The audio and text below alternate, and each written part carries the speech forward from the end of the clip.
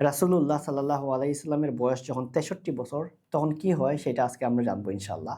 আমরা আগের পর্বে দেখলাম রাসূলুল্লাহ সাল্লাল্লাহু আলাইহি ওয়াসাল্লাম বিদায় হজ্জে যান এবং সেইটা ছিল আল্লাহ রাসূল সাল্লাল্লাহু আলাইহি ওয়াসাল্লামের জীবনের সর্বশেষ মক্কা সফর। এই পর্বে আমরা দেখব ইনশাআল্লাহ বিদায় হজের পরবর্তীতে কি ঘটনা ঘটে সেগুলো সংক্ষেপে আমরা আলোচনা করব। এই সময় আমরা দেখতে পাই মুসাইলামা কাযযাবের সাথে চিঠির পত্র আদান-প্রদান হয় এবং মুসাইলামা কাযযাব ছিল একজন ভণ্ড নবী। আল্লাহ রাসূল সাল্লাল্লাহু আলাইহি ওয়াসাল্লাম বলেন যে তারপর প্রায় ৩০ জন ভণ্ড নবীর আগমন ঘটবে এবং মুসাইলামা কাযযাব ছিল তাদের মধ্যে অন্যতম, যেই ভণ্ড নবীর সাথে পরবর্তীতে যুদ্ধ হয় এবং যুদ্ধে সেই ভণ্ড নবীকে পরাজিত করা হয়। মুসাইলামা কাযযাব ছিল এরকম একটা ফিতনা, সে এসে দাবি করে এরকম যে আল্লাহ রাসূল সাল্লাল্লাহু আলাইহি ওয়াসাল্লামকে সে প্রস্তাব দেয় যে, "আপনি যে রেভিনিউগুলো আর্ন করেন, আপনি যে জাকাতের টাকা পান, যত কিছু পান সেটার অর্ধেক আপনি নেন, অর্ধেক আমাকে দেন। এবং আপনার যে নবুয়ত আছে সেই নবুয়তেও আমাকে ভাগ করেন।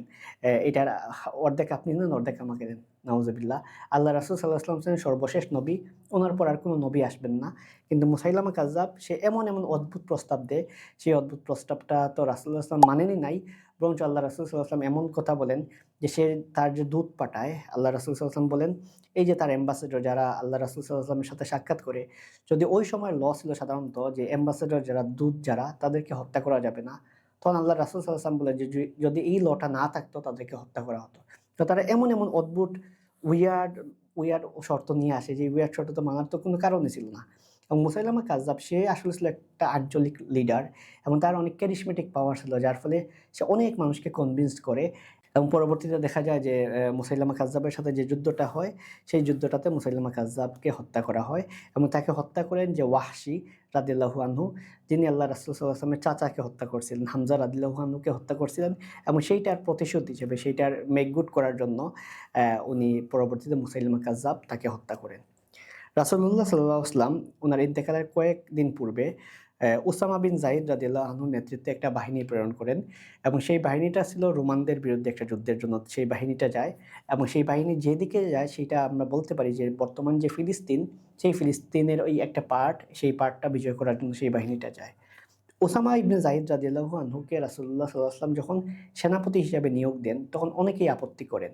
কারণ তার আন্ডারে ছিলেন আবু বকর, ওমর রাদিয়াল্লাহু আনহুমার মতো বড় সাহাবীরা, যাদের বয়স তখনও প্রায় 50 আপ, এবং ওইদিকে ওসামা ইবনে যায়েদ রাদিয়াল্লাহু আনহু উনার বয়স মাত্র 17 বছর। আপনি চিন্তা করেন 50 বছরের সাহাবী যারা প্রথম দিকে ইসলাম গ্রহণ করছেন, সেই সব সাহাবীদের নেতৃত্ব দিচ্ছেন 17 বছর বয়সী একজন যুবক।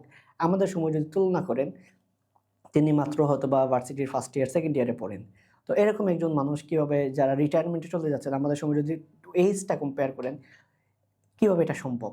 তখন কিন্তু অনেক সাহাবী উসামা ইবনে যায়েদ রাদিয়াল্লাহু আনহু উনার নেতৃত্ব মেনে নেন নাই এবং তারা অভিযোগ করেন যে উনাকে কেন নেতা বানানো হলো?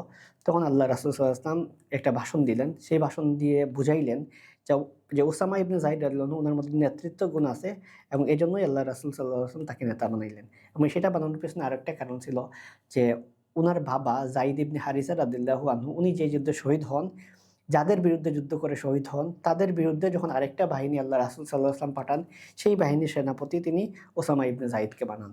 এর আসলে অন্যতম কারণ ওসামা ইবনে যায়েদ রাদিয়াল্লাহু আনহুকে সেই বাহিনীর সেনাপতি বানানোর পেছনে। পরবর্তীতে সাহাবীরা মেনে নেন এবং আ পরবর্তীতে ওসামা ইবনে যায়েদ রাদিয়াল্লাহু আনহু সেই অভিযানে যান।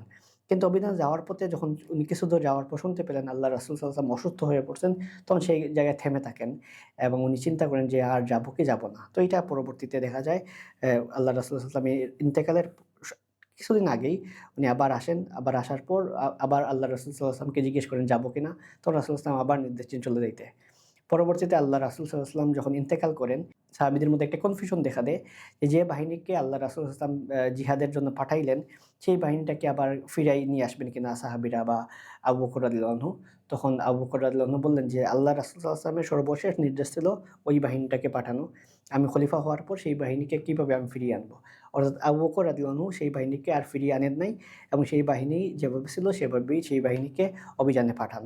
এই সময় আমরা দেখতে পাই আল্লাহ রাসূল সাল্লাল্লাহু আলাইহি ওয়াসাল্লাম জান্নাতুল বাকি, আমরা এখন মদিনার মসজিদে নামাজ পড়তে গেলে আমরা দেখতে পাই যে জান্নাতুল বাকিটা খুবই কাছে, মসজিদের কোর্টইয়ার্ডের ঠিক বাইরে, ঠিক পাশে।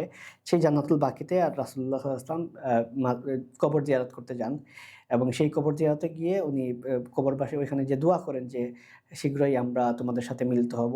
এবং আল্লাহ রাসূল সাল্লাল্লাহু আলাইহি ওয়াসাল্লামের ইন্তেকালের আগে রাসূলুল্লাহ সাল্লাল্লাহু আলাইহি ওয়াসাল্লাম অনেকগুলা হিন্টস দেন। তার মধ্যে একটা হিন্ট ছিল যে বিদায় হজটা যে হয়, সেই বিদায় হজটাতে ওই সময় সাহাবীদের যুগেই কিন্তু এটাকে বিদায় হজ বলা হতো।